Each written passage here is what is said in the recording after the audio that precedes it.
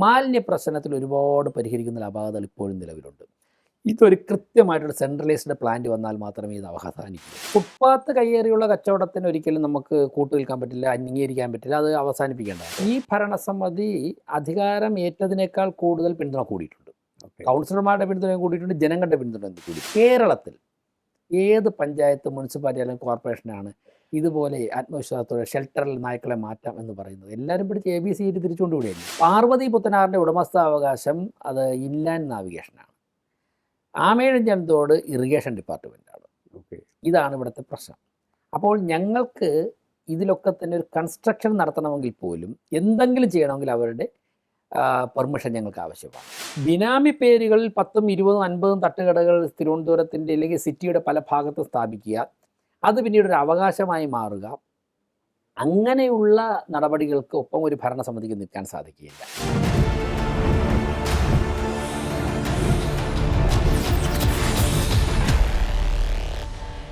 നമസ്കാരം, ടോക്കിംഗ് പോയിന്റിലേക്ക് സ്വാഗതം. ഇന്ന് നമ്മോടൊപ്പം അതിഥിയായി ചേരുന്നു Thiruvananthapuram corporation mayor Shri V Rajesh. നമസ്കാരം, ടോക്കിംഗ് പോയിന്റിലേക്ക് സ്വാഗതം. തിരുവനന്തപുരം കോർപ്പറേഷനുമായി ബന്ധപ്പെട്ട് ഇപ്പോൾ നമ്മൾ പരിശോധിക്കുകയാണെന്നുണ്ടെങ്കിൽ ഒട്ടേറെ പ്രവർത്തനങ്ങൾ അതിലൂടെയൊക്കെ തന്നെ ഒരു നല്ലൊരു ഹീറോ ഇമേജിലേക്ക് വന്നിട്ടുണ്ട്.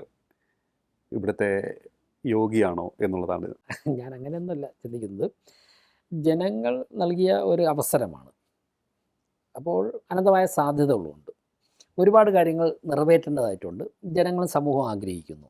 പിന്നെ നമുക്ക് പാഴാക്കാൻ സമയമില്ല. നമുക്ക് നമ്മുടെ നാട് വളരണമെങ്കിൽ നമ്മളെല്ലാവരും കഠിനാധ്വാനം ചെയ്യണം. ഏത് മേഖലയിലാണോ പ്രവർത്തിക്കുന്നത്, അത് രാഷ്ട്രീയ പാർട്ടിയുടെ പ്രവർത്തനമാണെങ്കിൽ അവിടെ, അല്ല ഗവേണൻസിലാണെങ്കിൽ അങ്ങനെ, മറ്റേതെങ്കിലും തൊഴിൽ മേഖല ഇടപെട്ടിരിക്കുന്നുണ്ടെങ്കിൽ ഒരു നിമിഷം പോലും പാഴാക്കാനില്ലാതെ കഠിനാധ്വാനം ചെയ്താൽ മാത്രമേ നമ്മുടെ രാജ്യത്തിന് വളരാൻ സാധിക്കുകയുള്ളൂ, നമ്മുടെ നാടിന് വളരാൻ സാധിക്കുകയുള്ളൂ. അപ്പോൾ വളർന്ന ഏതൊരു നാടെടുത്താലും അതിൻ്റെ പിന്നിൽ ഒരു ജനതയുടെ കഠിനാധ്വാനമുണ്ട്. ഭരണാധികാരികൾ മാത്രമല്ല, ഒരു ജനതയുടെ കഠിനാധ്വാനമുണ്ട്. അപ്പോൾ അതിനനുസരിച്ചുള്ളൊരു മുന്നേറ്റം, പിന്നെ പ്രത്യേകിച്ച് ഞങ്ങളുടെ റോൾ മോഡൽ പ്രധാനമന്ത്രിയാണ്. ബഹുമാനപ്പെട്ട പ്രധാനമന്ത്രി തന്നെ മുൻപിൽ നിന്നിട്ട് ഇതൊക്കെ കാട്ടിത്തരുകയാണ്. അത് ഞങ്ങൾക്കൊരു വലിയൊരു പ്രചോദനമാണ്. ഓക്കെ, പക്ഷേ അതിനൊപ്പം തന്നെ വെല്ലുവിളികളും ഏറുകയാണ്. ഒന്നൊന്നായി പിന്നിലെ ഓരോ വെല്ലുവിളികൾ മുന്നിലേക്ക് വയ്ക്കാൻ ശ്രമിക്കുകയാണോ? ഈ പ്രവർത്തനത്തിൻ്റെ മികവ് കണ്ടിട്ടാണോ അത്തരത്തിലുള്ള ശ്രമങ്ങൾ എന്നുള്ളതാണ് ചില കോണുകളിൽ നേരിടുന്ന സംശയം. പക്ഷേ എനിക്കൊന്ന് ഈ വെല്ലുവിളികൾ എന്നുള്ളത് ഓരോ സാഹചര്യങ്ങളിലും കാണുന്നതിൻ്റെ കാലം കഴിഞ്ഞെന്നുള്ളതാണ്. ഞങ്ങളിതിനെ ഒരു ഘട്ടത്തിൽ പണ്ടൊക്കെ പൊതുപ്രവർത്തനം ചെയ്യുമ്പോഴേക്കും ഇതിനൊക്കെ ചില വെല്ലുവിളികളായിട്ട് തോന്നുന്നുണ്ട്. ഇപ്പം ഇതൊക്കെ അവസരങ്ങളാണ്. ഇപ്പം ഞാനിതിനൊക്കെ കാണുന്നത് നമുക്ക് പുതിയൊരു രീതി സൃഷ്ടിക്കുവാൻ, അല്ലെങ്കിൽ ചില സാഹചര്യങ്ങൾ ഓവർകം ചെയ്യാനുള്ള ഒരവസരമാണ്.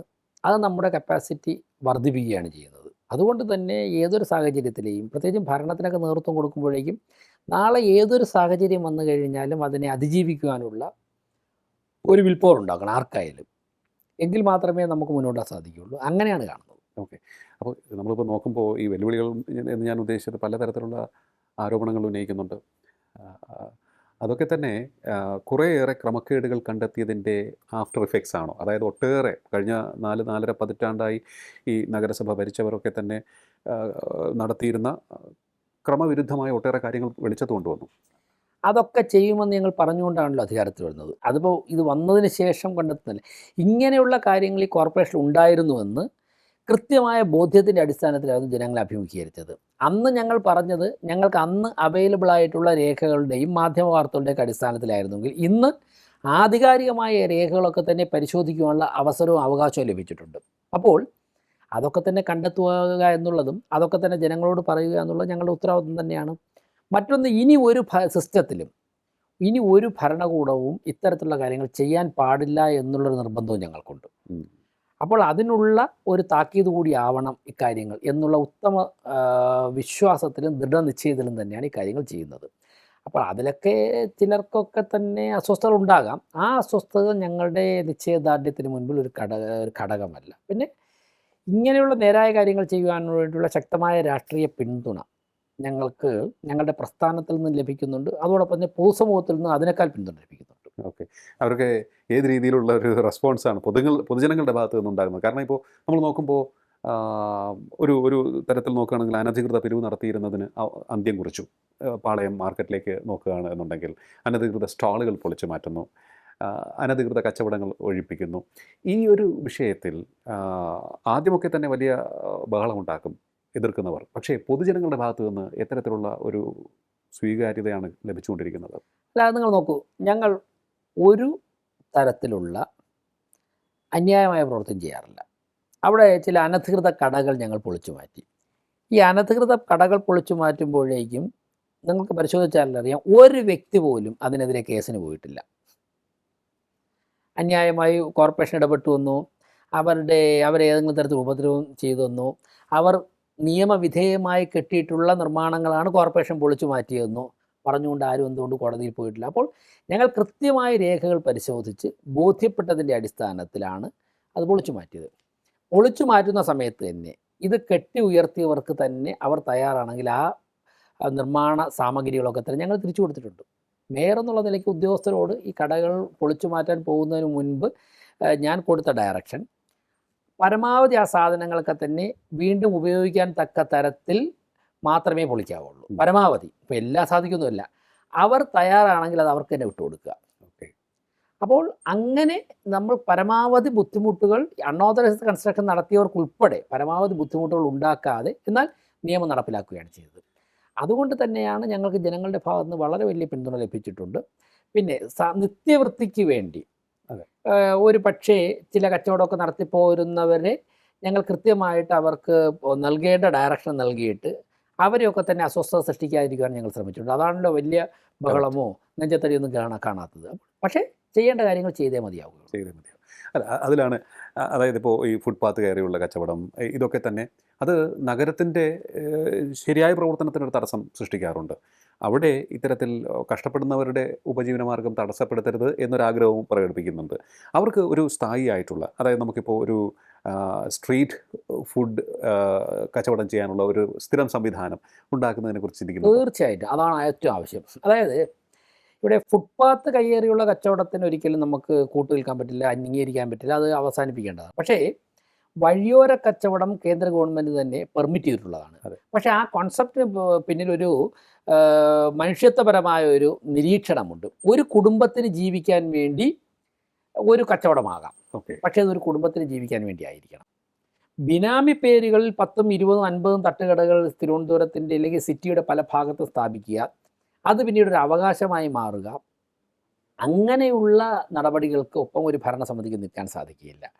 പക്ഷേ അങ്ങ് അവസാനം ചോദിച്ച ഭാഗം ഫുഡ് സ്ട്രീറ്റ്, അതൊരു മനോഹരമായ കോൺസെപ്റ്റാണ്. ഞങ്ങൾ കൃത്യമായിട്ട് ഞങ്ങളുടെ ബഡ്ജറ്റിൽ അത് പ്രഖ്യാപിച്ചിട്ടുണ്ട്. അതുണ്ടാവുക തന്നെ ചെയ്യും. അതിന് അനുയോജ്യമായ സ്ഥലവും സംവിധാനങ്ങളും നോക്കിക്കൊണ്ടിരിക്കുകയാണ്. എത്രയും പെട്ടെന്ന് തന്നെ അതുണ്ടാകും. അത് കാരണം പലപ്പോഴും നമുക്ക് കാണാൻ സാധിക്കാറുണ്ട്, ചിലരൊക്കെ തന്നെ അങ്ങ് പറഞ്ഞതുപോലെ നിത്യവൃത്തിക്ക് വകയില്ലാത്തവരുടെ ഒരു ആശ്രയമായിട്ടുണ്ടാകും അതൊക്കെ തന്നെ. അപ്പോൾ അതിനൊക്കെ തന്നെ നമുക്ക് നല്ല ഭംഗിയുള്ള ഒരു സംഭവം പ്രതീക്ഷിക്കാം അല്ലേ? തീർച്ചയായും ഒരു ഒരു ഒരു ഒരു യൂണിഫോമിറ്റി ഉണ്ടാകണം, സ്റ്റാൻഡേർഡായിട്ടുള്ള തരത്തിലുള്ള ഒരു വിലയിരുത്തലുണ്ടാകണം, അതോടൊപ്പം തന്നെ അക്കൗണ്ടബിലിറ്റി ഉണ്ടാകണം. ഒരു ദിവസം വരുന്നു, അവർ ഒന്നുകിൽ കയ്യൂക്ക് ഉപയോഗിച്ച് അല്ലെങ്കിൽ അവസരം മുതലാക്കിക്കൊണ്ട് എവിടെയെങ്കിലും ഒരു കട വയ്ക്കുന്നു, പിറ്റേ 2 ദിവസം കഴിയുമ്പോഴേക്കും റോഡിലേക്ക് 2 കസേര ഇടുന്നു, അത് കഴിയുമ്പോഴേക്കും അവിടെ എന്തെങ്കിലും ഒരു ടെമ്പററി സ്ട്രക്ചർ കൊണ്ടുവരുന്നു, കുറച്ച് ദിവസം കഴിയുമ്പോഴേക്കും അതിനെ മാറ്റിയിട്ട് ആരെങ്കിലുമൊക്കെ സ്വാധീനിച്ച് അതിനെ പെർമനൻ്റ് ആക്കി മാറ്റുന്നു, പിന്നീട് നടു റോഡിൽ തട്ടുകട നടത്തേണ്ട ഒരു അവകാശമായി മാറുന്നു, തൊട്ടപ്പുറത്ത് വേറൊരാൾ കൊണ്ടുവയ്ക്കുന്നു. അപ്പോൾ അങ്ങനെയുള്ള ഒരു സംസ്കാരം നമ്മുടെ സിറ്റിയിൽ അനുവദിക്കാൻ പാടില്ല. പ്രത്യേകിച്ച് ക്യാപിറ്റൽ സിറ്റിയിൽ അത് വലിയ അസ്വസ്ഥത ഉണ്ടാക്കും. അപ്പോൾ അങ്ങനെയുള്ള കാര്യങ്ങളൊക്കെ തന്നെ അവസാനിപ്പിച്ചുകൊണ്ട് എന്നാൽ ഈ സംവിധാനം ഉണ്ടാവുകയും വേണം. മികച്ച ഭക്ഷണം കുറഞ്ഞ വിലയ്ക്ക് ഏത് സമയത്തും ജനങ്ങൾക്ക് കഴിക്കാൻ വേണ്ടി ഒരു സിറ്റിയുടെ വളർച്ചയിൽ അതും ഒരു ഘടകം തന്നെയാണല്ലോ, അതുണ്ടാകണം.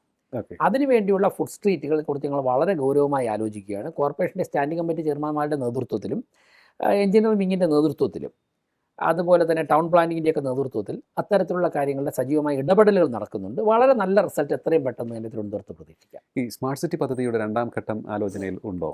അടുത്ത ഘട്ടം സ്മാർട്ട് സിറ്റി പദ്ധതിയുടെ അങ്ങനെ പ്രപ്പോസലുണ്ട്. അതിൻ്റെ നിർമ്മാണ പ്രവർത്തനങ്ങൾ മുന്നോട്ട് പോകുന്നതിന് മുമ്പ് ഞങ്ങൾ വളരെ ഗൗരവമായിട്ടൊരു സിറ്റിംഗ് ആലോചിക്കുന്നുണ്ട്. സ്മാർട്ട് സിറ്റി സിഇഒ ഉൾപ്പെടെയുള്ളവരുമായിട്ട് സിറ്റിംഗ് ആലോചിക്കുന്നുണ്ട്. അതിനുശേഷം മാത്രമേ കോർപ്പറേഷൻ ഈ ഭരണസമിതി അക്കാര്യങ്ങൾ ഗ്രീൻ സിഗ്നൽ കാണിക്കുകയുള്ളൂ. വേറൊരു കാര്യം, ഇപ്പോൾ നമ്മളിപ്പോൾ ഈ കോർപ്പറേഷനിലേക്ക് കടന്നു വരുമ്പോൾ അവിടെ തന്നെ വലിയൊരു ഫ്ലക്സും മറ്റുമൊക്കെ സ്ഥാപിച്ച് കൗൺസിലർ സുഗതനെതിരെയുള്ള ഫ്ലക്സാണ് അവിടെ സ്ഥാപിച്ചിരിക്കുന്നത്. 19 കേസുകളിൽ പ്രതിയാണ്. വധശ്രമ കേസ് ഉൾപ്പെടെയുള്ളതുണ്ട് അദ്ദേഹത്തിനെതിരെ. അദ്ദേഹത്തിൻ്റെ സത്യപ്രതിജ്ഞാ സാധ്യതയെക്കുറിച്ച് എന്തൊക്കെയാണ് അങ്ങേക്ക് പറയാനുള്ളത്?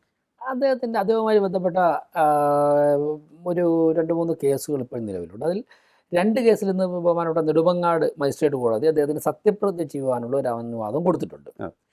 വേറൊരു കേസ് ഇപ്പോൾ അദ്ദേഹം തൃശ്ശൂർ ജയിലിൽ കിടക്കുന്ന കേസ് ബഹുമാനപ്പെട്ട ഹൈക്കോടതിയുടെ അനുവാദം ലഭിച്ചാൽ മാത്രമേ ആ കേസിൽ നിന്നുകൂടി അദ്ദേഹത്തിന് സത്യപ്രതിജ്ഞ ചെയ്യാൻ വേണ്ടി വരാൻ സാധിക്കുകയുള്ളൂ. അതിന് അദ്ദേഹത്തിൻ്റെ അഭിഭാഷകൻ ഹൈക്കോടതിയെ സമീപിക്കുന്നു എന്നാണ് എനിക്ക് മനസ്സിലാക്കാൻ സാധിക്കുന്നത്. ഹൈക്കോടതിയുടെ ഉത്തരവ് വരുന്നതനുസരിച്ചിട്ട് അക്കാര്യത്തിൽ തീരുമാനമെടുക്കും. വേറൊന്ന്, ഏതെങ്കിലും തരത്തിൽ ഈ ഭരണസമിതിയുടെ നിലനിൽപ്പിന് ഭീഷണി ഉള്ളതായിട്ട് തോന്നുന്നുണ്ടോ? ഈ ഭരണസമിതി അധികാരം ഏറ്റതിനേക്കാൾ കൂടുതൽ പിന്തുണ കൂടിയിട്ടുണ്ട്. കൗൺസിലർമാരുടെ പിന്തുണ കൂടിയിട്ടുണ്ട്, ജനങ്ങളുടെ പിന്തുണ കൂടിയിട്ടുണ്ട്. കൗൺസിലർമാരുടെ പിന്തുണ കൂടിയിട്ടുണ്ട് എന്ന് ഞാൻ നിങ്ങളോട് പറയുന്നത് യാഥാർത്ഥ്യമാകണമെങ്കിൽ കൗൺസിലർമാർക്ക് സഭയിൽ അങ്ങനെ ഒരു വോട്ട് ചെയ്യാനുള്ള അവസരം ഉണ്ടാകണം. എനിക്ക് നല്ല ആത്മവിശ്വാസത്തോടെ പറയാൻ സാധിക്കും, സത്യപ്രതിജ്ഞ ചെയ്തതിനേക്കാൾ കൂടുതൽ കൗൺസിലർമാരുടെ പിന്തുണ കൂടിയിട്ടുണ്ട്, ജനങ്ങളുടെ പിന്തുണ വളരെ വലുതായിട്ട് കൂടിയിട്ടുണ്ട്. 5 വർഷം ഇന്ന് വരെ തിരുവനന്തപുരം കോർപ്പറേഷൻ കണ്ടിട്ടുള്ളതിനേക്കാൾ മികച്ച സ്ഥിരതയോടുകൂടി ഈ ഭരണസമിതി പൂർത്തിയാക്കുമെന്ന് മാത്രമല്ല, ഈ ഭരണസമിതിയുടെ പ്രവർത്തനങ്ങളെ കൂടുതൽ സ്വീകാര്യതയോടെ വരവേൽക്കാൻ പോകുന്ന ഒരു തെരഞ്ഞെടുപ്പായിരിക്കും 2030 ഉണ്ടാകാൻ പോകുന്നത്.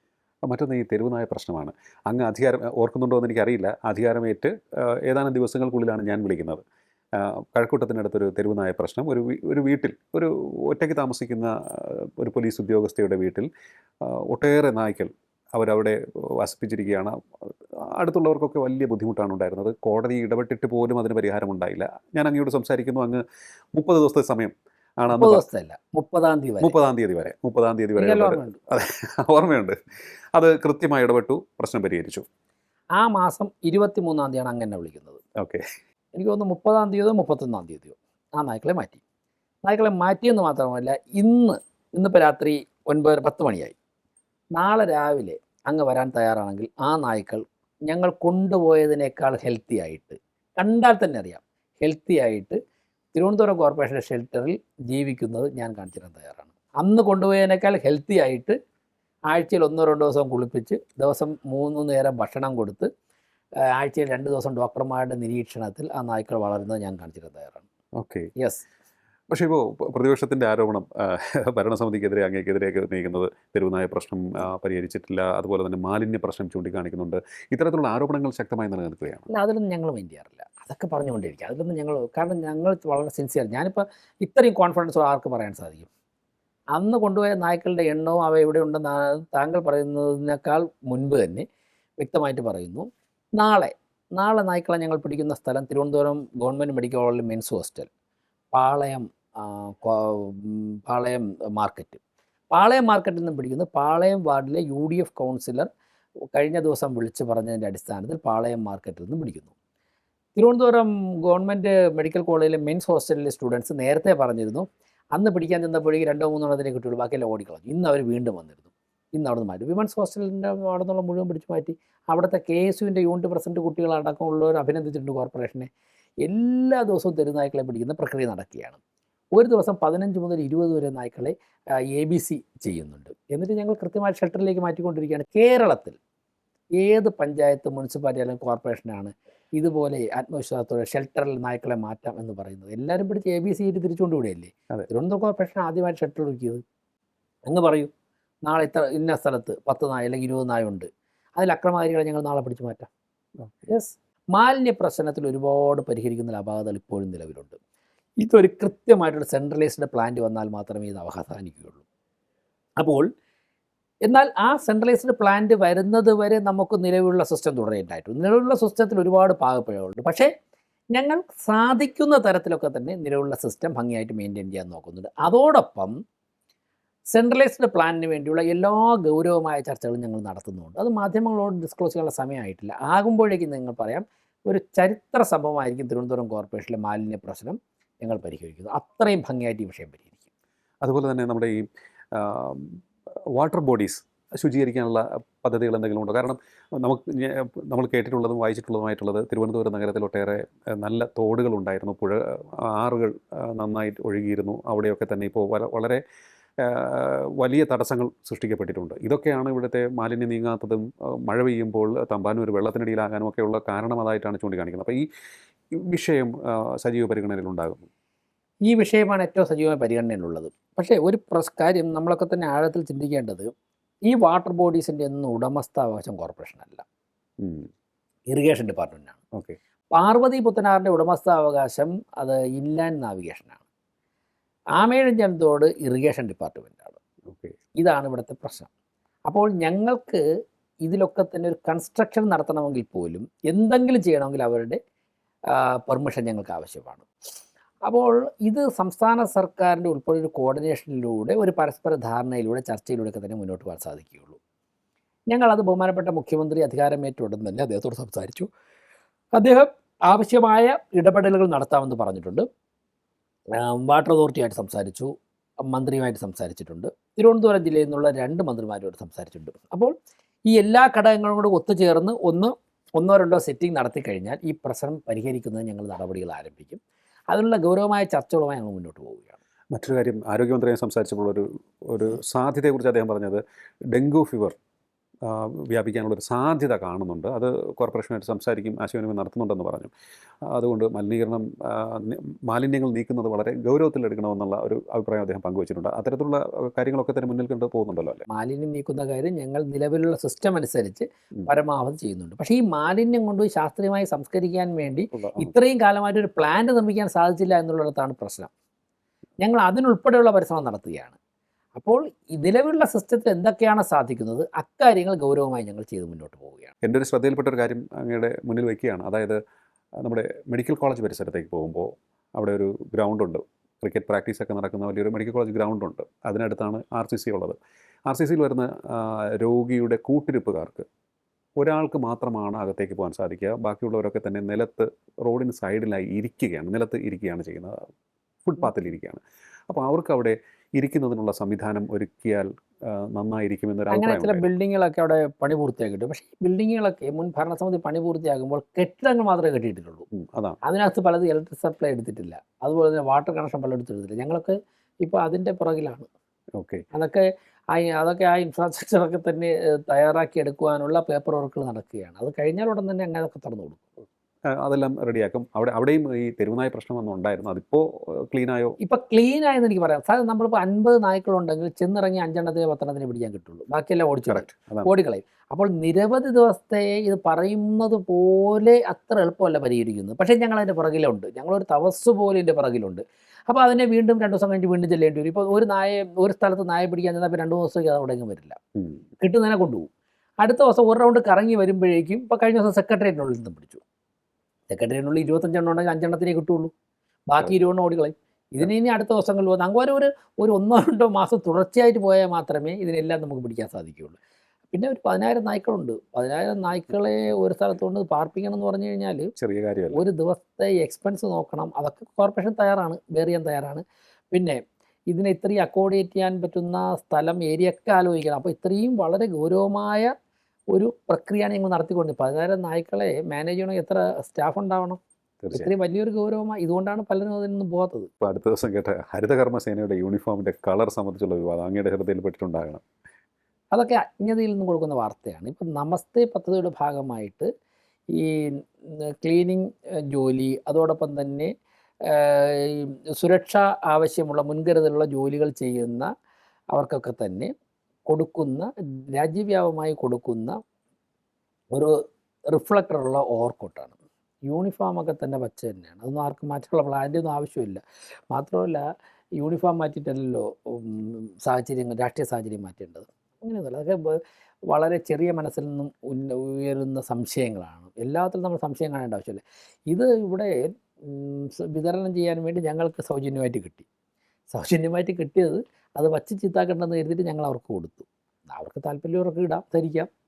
ഇപ്പോൾ രാത്രിയൊക്കെ ജോലി ചെയ്യുന്നവർക്ക് ഒക്കെ തന്നെ റോഡിലൊക്കെ നിൽക്കുമ്പോഴേക്കും പെട്ടെന്ന് ഓപ്പോസിറ്റ് വരുന്ന വാഹനങ്ങളുടെയൊക്കെ കണ്ണിൽ തെളിയണം എന്നുള്ളത് കൊണ്ടാണ് റിഫ്ലക്റ്റ് ചെയ്യുന്നത്. അതിവിടെ മാത്രമല്ല, ഈ കൊടുത്ത നിറം വിദേശ രാജ്യങ്ങളിലൊക്കെ നിങ്ങൾ കോൺക്രീറ്റ് ഒക്കെ ചെയ്യുന്നവർ, ഇവിടെ പോലീസ് ഉദ്യോഗസ്ഥർ, ഞാൻ ഇന്നലെ നോക്കിയപ്പോൾ പാളയത്തോടെ നോക്കിയപ്പോൾ പോലീസ് ഉദ്യോഗസ്ഥർ രാത്രി ഇട്ടുകൊണ്ട് ചെയ്യുന്ന ജാക്കറ്റ് ഈ നിറത്തിലുള്ളതാണ്. അപ്പോൾ അത് മാത്രമേ കൊടുത്തിട്ടുള്ളൂ. അത് തിരുവനന്തപുരം കോർപ്പറേഷൻ കൊടുത്തപ്പോഴേക്കും ഒരു വാർത്തയായി. അതൊന്നും ഞങ്ങൾ മെയിൻ ചെയ്യുന്നില്ല. ഓക്കെ. അപ്പോൾ നമ്മൾ ഇനിയൊരു ഒരല്പം രാഷ്ട്രീയത്തിലേക്ക് വരികയാണ് എന്നുണ്ടെങ്കിൽ വളരെ ശക്തമായ ഒരു മുന്നേറ്റം നടത്തുവാൻ അങ്ങേക്ക് ഈ ചുരുങ്ങിയ ദിവസത്തിനുള്ളിൽ സാധിച്ചിട്ടുണ്ട്. ഇത് വളരെ ശക്തമായിട്ടുള്ള ഒരു രാഷ്ട്രീയ സപ്പോർട്ട് കൂടി മുന്നോട്ട് പോകാൻ സാധിക്കുമെന്ന് തന്നെയാണ് അങ്ങയുടെ വിശ്വാസം? തീർച്ചയായിട്ടും ഞങ്ങളൊക്കെ തന്നെ വളരെ വ്യത്യസ്തമായ രാഷ്ട്രീയ സാഹചര്യങ്ങളിൽ രാഷ്ട്രീയ പാർട്ടി പ്രവർത്തനം നടത്തി വന്നവരാണ്. അതുകൊണ്ട് തന്നെ നമ്മൾ അറിയാതെ തന്നെ ഞങ്ങളുടെയൊക്കെ ഉള്ളിൽ അങ്ങനെ പ്രവർത്തിക്കുവാനുള്ള ഒരു ശേഷി ഉണ്ടായിട്ടുണ്ട്. അതോടൊപ്പം ശക്തമായ പിന്തുണ തരുവാനുള്ള നേതൃത്വം ബഹുമാനപ്പെട്ട പ്രധാനമന്ത്രി ഉൾപ്പെടെയുള്ളവർ അതിന് തയ്യാറെടുത്ത് നിൽക്കുകയും ഞങ്ങൾ ഒരു കാര്യം ചെയ്യുമ്പോഴേക്കും ഞങ്ങൾ പ്രതീക്ഷിക്കുന്നതിലപ്പുറം പിന്തുണ പൊതുസമൂഹത്തിൻ്റെ ഭാഗത്തു നിന്നും കിട്ടുമ്പോഴേക്കും ആത്മവിശ്വാസം വർദ്ധിക്കും. പിന്നെ മറ്റൊന്ന്, ഈ ഭരണസമിതി ഏതൊരു കാര്യം ചെയ്യുമ്പോഴേക്കും ഒരു കൂട്ടായ ചർച്ച, ഒരുപക്ഷെ മേയറുടെയോ അല്ലെങ്കിൽ സ്റ്റാൻഡിംഗ് കമ്മിറ്റി ചെയർമാൻമാരുടെയോ ഒക്കെ ഡെപ്യൂട്ടി മേയറുടെയോ ഒക്കെ ഫേസാണ് പുറത്തു വരുന്നതെങ്കിലും വളരെ വലിയൊരു വിഭാഗം സഹപ്രവർത്തകരുമായിട്ടുള്ള കൂടിയാലോചന ചർച്ചകളും ഞങ്ങളെക്കാൾ എക്സ്പീരിയൻസ് ഉള്ള ഉദ്യോഗസ്ഥരുണ്ട്, അവരുമായിട്ടുള്ള ചർച്ച, എല്ലാ തരത്തിലുള്ള ചർച്ച, ഈ ചർച്ചകൾ ഞങ്ങൾ വേണ്ടുവോളം നടത്തുന്നുണ്ട്. ചർച്ചകൾ നടത്തി തന്നെ പോകുന്നത് കൊണ്ട് ഞങ്ങൾക്ക് അപകടങ്ങളിൽപ്പെടാതെ പരമാവധി പോകാൻ സാധിക്കുന്നുണ്ട്. അപ്പോൾ ലഭിക്കുന്നൊരു ആത്മവിശ്വാസം, അതിൽ നിന്നുകൊണ്ടാണ് ഈ മാറ്റങ്ങളൊക്കെ ഉണ്ടാക്കാൻ സാധിക്കുന്നത്. മറ്റൊരു പ്രധാനപ്പെട്ട വിഷയം, കേന്ദ്ര സർക്കാരിൻ്റെ പല പദ്ധതികളും ജനങ്ങളിലേക്ക് എത്തുന്നുണ്ടായിരുന്നില്ല. അത് ബോധപൂർവവും അല്ലാതെയും നടന്നിരുന്നു. അതിനൊക്കെ തന്നെ തിരുവനന്തപുരം കോർപ്പറേഷൻ പരിധിയിൽ ഒരു പരിഹാരമായിട്ടുണ്ടോ? പൂർണ്ണമായിട്ടും ആയി എന്ന് എനിക്ക് പറയാൻ സാധിക്കില്ല. പക്ഷേ ഞങ്ങൾ അതിനുള്ള പരിശ്രമം നടത്തുന്നുണ്ട്. അത് ഞങ്ങൾ കുറച്ച് സമയമെടുക്കും. ആ സമയം എടുക്കുന്നതോടുകൂടി പൂർത്തിയാക്കാൻ സാധിക്കും. ഓക്കെ. അങ്ങ് പ്രധാനമന്ത്രി നരേന്ദ്രമോദിയുടെ കാര്യം പറഞ്ഞു. അദ്ദേഹത്തെ നേരിട്ട് കണ്ട് സംസാരിച്ചു. അദ്ദേഹത്തിൻ്റെ അഭിനന്ദനം ഉണ്ടായിരുന്നു. ഒരു ശ്രദ്ധ ഇക്കാര്യത്തിൽ കേന്ദ്ര നേതൃത്വത്തിൻ്റേത് ഉണ്ടോ തിരുവനന്തപുരം? കാരണം കേരളത്തിൽ ആദ്യത്തെ ഒരു കോർപ്പറേഷൻ വളരെ സൂക്ഷ്മമായിട്ട് അത് കേന്ദ്ര ഭരണ നേതൃത്വത്തിൻ്റെ ഉണ്ട്. അതായത് ബഹുമാനപ്പെട്ട പ്രധാനമന്ത്രിയുടെ ഉൾപ്പെടെയുണ്ട്, BJPയുടെ ദേശീയ നേതൃത്വത്തിൻ്റെ ശ്രദ്ധയുണ്ട്, മറ്റു പല കേന്ദ്രമന്ത്രിമാരുടെയും ശ്രദ്ധയുണ്ട്, പാർട്ടി സംസ്ഥാന നേതൃത്വത്തിൻ്റെ ശ്രദ്ധയുണ്ട്, ഞങ്ങളെ ഉപദേശിക്കാറുണ്ട്, ഞങ്ങൾക്ക് വേണ്ട സഹായങ്ങൾ ചെയ്തു തരാറുണ്ട്, ഒക്കെ ചെയ്തു തരാറുണ്ട്. മൊത്തം കേരളത്തിൽ ഇപ്പോൾ 3 നിയമസഭാ സീറ്റുകളിൽ വിജയിച്ചു. തിരുവനന്തപുരത്ത് 2 സീറ്റുണ്ട്. ഇനി ആ സീറ്റുകളുടെ എണ്ണം കൂടും. തീർച്ചയായിട്ടും BJP എത്രയും പെട്ടെന്ന് തന്നെ കേരളം ഭരിക്കുന്ന രാഷ്ട്രീയ സാഹചര്യത്തിലേക്കാണ് പോകുന്നത്. ആ ഒരു രാഷ്ട്രീയ സാഹചര്യം മാറി വരുന്നുണ്ട്. ആ ഒരു ഫീൽ ചെയ്യുന്നുണ്ട് അങ്ങേക്ക്? തീർച്ചയായിട്ടും. ഞാൻ ചോദിക്കട്ടെ, കഴിഞ്ഞ 6 മാസമായിട്ട് തിരുവനന്തപുരം കോർപ്പറേഷൻ BJPയുടെ ഭരണം വരുന്നു. BJP ഒരുപക്ഷേ BJPക്ക് ഇതുവരെ വോട്ട് ചെയ്തിട്ടില്ലാത്ത, നാളെയും BJPക്ക് വോട്ട് ചെയ്യാൻ സാധ്യതയില്ലാത്ത ജനങ്ങൾ ഉൾപ്പെടെ ഈ ഭരണത്തെ ഇഷ്ടപ്പെടുന്നു. വ്യത്യസ്ത അഭിപ്രായമോ രാഷ്ട്രീയ വിയോജിപ്പൊക്കെ ഉണ്ടാകാം. അപ്പോൾ അങ്ങനെ ഇഷ്ടപ്പെടുന്നു എന്നുണ്ടെങ്കിൽ BJP ജനങ്ങൾ ഇഷ്ടപ്പെട്ടു തുടങ്ങി. കേരളത്തിൽ ഭരണരംഗത്ത് BJPയെ ഇഷ്ടപ്പെട്ടു തുടങ്ങി. അപ്പോൾ അത് സ്വാഭാവികമായിട്ടും കേരളമെമ്പാടും വ്യാപിക്കാൻ വേണ്ടി വലിയ സമയമൊന്നും വേണ്ട. ജനങ്ങളൊരു മാറ്റത്തിന് തയ്യാറായിരിക്കുന്നു. ഗുഡ് ഗവേണൻസും കഠിനാധ്വാനം, ജനങ്ങൾക്ക് വേണ്ടി കഠിനാധ്വാനം സത്യസന്ധമായി ചെയ്യാൻ വേണ്ടി ആര് തയ്യാറായാലും ജനങ്ങൾ സ്വീകരിക്കുമെന്നുള്ളതിൻ്റെ ഏറ്റവും വലിയ തെളിവാണ്. അതുകൊണ്ട് തന്നെ ഞങ്ങൾക്ക് അതിൽ ആവേശവും ആത്മവിശ്വാസവും കൂടുകയാണ് ചെയ്യുന്നത്. നമ്മളിവിടെ ഇരുന്ന് അങ്ങ് ഇൻ്റർവ്യൂ ചെയ്യുന്നത് 10:15, രാത്രി 10:15. എത്ര മണിക്കാണ് മേയറുടെ ദിവസം തുടങ്ങുന്നത്? 5-6 മണിയാകുമ്പോഴേക്കും രാവിലെ നമ്മൾ അറിയാതെ തുടങ്ങി പോവുകയാണ്. ആൾക്കാർ, ജനങ്ങളൊക്കെ വന്നിട്ട് ബന്ധപ്പെടാറ്. രാത്രി ഇപ്പോൾ നിങ്ങൾ പോയതിനു ശേഷം ഒരു ചാനലിലൂടെ പുറത്ത് വെയിറ്റ് ചെയ്യുന്നുണ്ട്. അത് കഴിഞ്ഞിട്ട് ഇവിടെ ചെറുവയ്ക്കൽ വാർഡിൽ നിന്ന് വന്ന ജനങ്ങൾ കുറച്ചുപേർ കാണാൻ വേണ്ടിയുണ്ട്. ഇതിന് ശേഷം ഞങ്ങളുടെ 2 കൗൺസിലർമാരുമായിട്ട് ചില വിഷയങ്ങൾ ചർച്ച ചെയ്യാൻ വേണ്ടി അവർ വെയിറ്റ് ചെയ്യുന്നു. പ്രധാനമന്ത്രിയാണ് റോൾ മോഡൽ എന്ന് പറഞ്ഞു. അദ്ദേഹത്തെ പോലെ തന്നെ 24/7 അല്ല, അദ്ദേഹത്തിൻ്റെ അത്രയും കഠിനാധ്വാനം അതൊക്കെ ഞങ്ങൾക്ക് ആഗ്രഹിക്കാനേ പറ്റുള്ളൂ. അത്രത്തോളം ഞങ്ങൾക്ക് സാധിക്കില്ല. പക്ഷേ ഞങ്ങൾ അത്രത്തോളം സാധിച്ചില്ലെങ്കിലും അദ്ദേഹത്തിൻ്റെ പ്രവർത്തന മാതൃകകളിലെല്ലാം പരിശ്രമിക്കാറ്. ഇത് ഞാൻ മാത്രമല്ല, ഇപ്പം എന്നെ മാത്രമല്ല, ഇപ്പോൾ ഒരു പക്ഷേ ഈ ചാനലിൻ്റെ മുമ്പ് ഈ സമയം കാണുള്ളൂ. പക്ഷേ ഞങ്ങളുടെ സ്റ്റാൻഡിംഗ് കമ്മിറ്റി ചെയർമാൻമാരൊക്കെ ഉൾപ്പെടെ എല്ലാ പേരും പരമാവധി രാത്രി 11-12 മണി വരെ, വനിതകൾ ഉൾപ്പെടെ ഫീൽഡിലാണ്. അക്കാര്യത്തിൽ BJPയുടെ കൗൺസിലർമാർ മാത്രമൊന്നുമല്ല, എല്ലാ കൗൺസിലർമാർ. കാരണം അത്രത്തോളം കഠിനാധ്വാനം ചെയ്താലേ ഇങ്ങനെ നിൽക്കാൻ പറ്റുള്ളൂ. അത് LDFിൻ്റെയും UDFിൻ്റെയും കൗൺസിലർമാരും സ്വതന്ത്ര കൗൺസിലർമാരും ഉൾപ്പെടെ പരമാവധി സമയം തിരുവനന്തപുരം കോർപ്പറേഷനിൽ പണിയെടുക്കുന്നുണ്ട്, അധ്വാനിക്കുന്നുണ്ട്. അങ്ങനെ അധ്വാനിച്ചാൽ മാത്രമേ ജനങ്ങളുടെ ആഗ്രഹത്തിനനുസരിച്ച് നമുക്ക് ഉയരാൻ സാധിക്കുകയുള്ളൂ. അതുകൊണ്ട് എല്ലാവരും ചെയ്യുന്നുണ്ട്. അനാവശ്യമായുള്ള രാഷ്ട്രീയ ആരോപണങ്ങളിൽ നിന്നൊക്കെ തന്നെ അങ്ങ് മാറി നിൽക്കുകയാണ്. ഇപ്പോൾ മേയറായതിനു ശേഷം ഒരു ഡിഫറൻറ്റ് VV രാജേഷ് പരമാവധി സമയം ഈ പ്രത്യാരോപണങ്ങൾക്ക് കൊടുക്കാതെ അഡ്മിനിസ്ട്രേഷനിൽ ഇൻവെസ്റ്റ് ചെയ്യണമെന്നാണ് പാർട്ടി നേതൃത്വത്തിൽ നിന്നും ഭരണ നേതൃത്വത്തിൽ നിന്നും പറഞ്ഞിട്ടുള്ള, വ്യക്തിപരമായി ഞാനും ആഗ്രഹിക്കുന്നത്. മറ്റൊന്നൊക്കെ നമുക്ക് സമയമുണ്ട്, പിന്നെ പാർട്ടി ലീഡേഴ്സൊക്കെ ഉണ്ടല്ലോ. അത്യാവശ്യം വരുമ്പോൾ മാത്രം ചില കാര്യങ്ങളിൽ നിന്ന് ഒഴിഞ്ഞു മാറാൻ പാടില്ല എന്നുള്ളതിന് മാത്രം അക്കാര്യങ്ങൾ പരാമർശിക്കുകയും ബാക്കി സമയം മുഴുവനും, നമ്മുടെ ചിന്തയും സമയം മുഴുവനും കോർപ്പറേഷൻ്റെ ഡെവലപ്മെൻറ്റിന് വേണ്ടി മാറ്റിവെക്കുക. എന്നുള്ളതാണ് ഞങ്ങളിപ്പോൾ ആലോചിച്ചിട്ടുള്ളത്. ഈ ഒരേ മനസ്സോടുകൂടി തന്നെയാണ് പൂർണ്ണമായും കേരള ഘടകം BJP മുന്നോട്ട് പോകുന്നത്. തീർച്ചയായിട്ടും വളരെ വലിയ പിന്തുണ, ഒരിക്കലും ആർക്കും ലഭിക്കാത്ത പിന്തുണ ഈ ഭരണ നേതൃത്വത്തിന് ലഭിക്കുന്നു. അല്ല, അത് ചോദിക്കാനുള്ള കാരണം ചില വാർത്തകളിലൊക്കെ തന്നെ ചില ആൾക്കാരൊക്കെ തന്നെ പറയുന്ന ചില അഭിപ്രായ വ്യത്യാസങ്ങളുണ്ട്, അഭിപ്രായ വ്യത്യാസങ്ങൾ അല്ലെങ്കിൽ ചില ഡിവിഷൻസ് ഉണ്ട് എന്നൊക്കെയാണ് കേൾക്കുന്നത്. അതുകൊണ്ടാണ് അല്ല, ഞാൻ ചോദിച്ചത്. നിരവധി ഓരോ വ്യക്തിക്കും അവരുടേതായ അഭിപ്രായം ഉണ്ടായല്ലോ. ഇപ്പം ഞങ്ങളെ സ്റ്റാൻഡിംഗ് കമ്മിറ്റി ചെയർമാന്മാരിക്കുമ്പം പലർക്കും പല കാര്യങ്ങളിലും മേയറുടെ അഭിപ്രായമല്ല, ഉം. പലരുടെ അഭിപ്രായമല്ല എനിക്കുള്ളത്. ഞങ്ങളതൊക്കെ പറയാറുണ്ട്, തുറന്നു പറയാറുണ്ട്. ഞങ്ങളുടെ കോർപ്പറേഷൻ സെക്രട്ടറിക്ക് ചില കാര്യങ്ങൾ വ്യത്യസ്ത അഭിപ്രായമാണുള്ളത്. ഇന്ന് തന്നെ ഒരു കാര്യം ഇപ്പോഴേക്കും മേയറുടെ ഈ രീതിയിലുള്ള പ്രവർത്തനത്തിൽ വ്യത്യാസം വരുത്തണമെന്ന് എൻ്റെ കോർപ്പറേഷൻ സെക്രട്ടറി അഡീഷണൽ സെക്രട്ടറി എന്നോട് പറഞ്ഞു. ഞാൻ നോക്കിയപ്പോഴേക്കും ഭരണരംഗത്ത് അഡീഷണൽ സെക്രട്ടറി ഒരു മന്ത്രിയുടെ ഓഫീസിൽ 5 വർഷം പ്രവർത്തിച്ച് ഭരണ പരിചയമുള്ള ആളാണ്. കോർപ്പറേഷൻ സെക്രട്ടറി അദ്ദേഹം 10-12 കോർപ്പറേഷനിൽ സെക്രട്ടറി ആയിട്ട് ഇരുന്നിട്ടുള്ള ആൾ, കോർപ്പറേഷനിൽ മുനിസിപ്പാലിറ്റികളുമായിട്ട് സെക്രട്ടറി ആയിട്ട് ഇരുന്നിട്ടുള്ള ആളാണ്. അദ്ദേഹത്തിന് ഞങ്ങളെക്കാട് കൂടുതൽ ഭരണ പരിചയമുണ്ട്. സ്വാഭാവികമായിട്ടും അവർ പറഞ്ഞ ചില കാര്യങ്ങൾ ഞങ്ങൾ മുഖവിലേക്ക് എടുത്തു. വൈകുന്നേരം സ്റ്റാൻഡിംഗ് കമ്മിറ്റി ചെയർമാൻമാരുമായി ഞാൻ ഷെയർ ചെയ്തു. അത് ഞങ്ങൾ അക്സെപ്റ്റ് ചെയ്തു. ഓക്കെ. എൻ്റെ പ്രവർത്തന രീതിയിൽ എൻ്റെ അഭിപ്രായമായിരുന്നില്ല അവർക്ക്. ഓക്കെ. ഇന്ന് രാവിലെ അത് പറഞ്ഞു, ഞാൻ അക്സെപ്റ്റ് ചെയ്യേണ്ട കാര്യമുണ്ട്, അക്സെപ്റ്റ് ചെയ്തു. ഞങ്ങൾ വൈകുന്നേരം അടിയന്തരമായിട്ട് വീണ്ടും സിറ്റിംഗ് ഇരുന്നു, ചെറിയ ചെറിയ വ്യത്യാസങ്ങൾ വരുത്താൻ തീരുമാനിച്ചു. കോർപ്പറേഷൻ്റെയും തിരുവനന്തപുരത്തിൻ്റെയും ടോട്ടൽ ഡെവലപ്മെൻറ്റിന് അതാണ് നല്ല സജഷനുകൾ ഞങ്ങൾ എടുക്കും. തീർച്ചയായിട്ടും ഞാനത് അക്സെപ്റ്റ് ചെയ്തു. ഇത് ഇതെനിക്ക് മാധ്യമത്തിനോട് കൗമുദി ചാനലിനോട് പറയാനും എനിക്ക് വിഷമമൊന്നുമില്ല. യെസ്. തീർച്ചയായിട്ടും എന്തായാലും അങ്ങയുടെ പ്രവൃത്തി കണ്ടതിൽ വെച്ചും സംസാരിച്ചതിൽ വെച്ചും വളരെയേറെ നല്ല പ്രതീക്ഷയാണ് വെച്ച് പുലർത്താൻ സാധിക്കുന്നത്. ഇനിയും അങ്ങോട്ട് പോകാൻ സാധിക്കട്ടെ, അത്തരത്തിൽ തന്നെ ഉജ്ജ്വലമായ നേട്ടങ്ങൾ സ്വന്തമാക്കാൻ സാധിക്കട്ടെ. ജനങ്ങൾക്ക് ഒരു ഫീൽ ഗുഡ് അവസ്ഥ ഉണ്ടാവണം, അതുമാത്രമാണ് ഞങ്ങളുടെ അഭ്യർത്ഥന. വളരെയധികം നന്ദി ഇത്തരം സമയം ഞങ്ങളോട് സംസാരിച്ചത്. സന്തോഷം.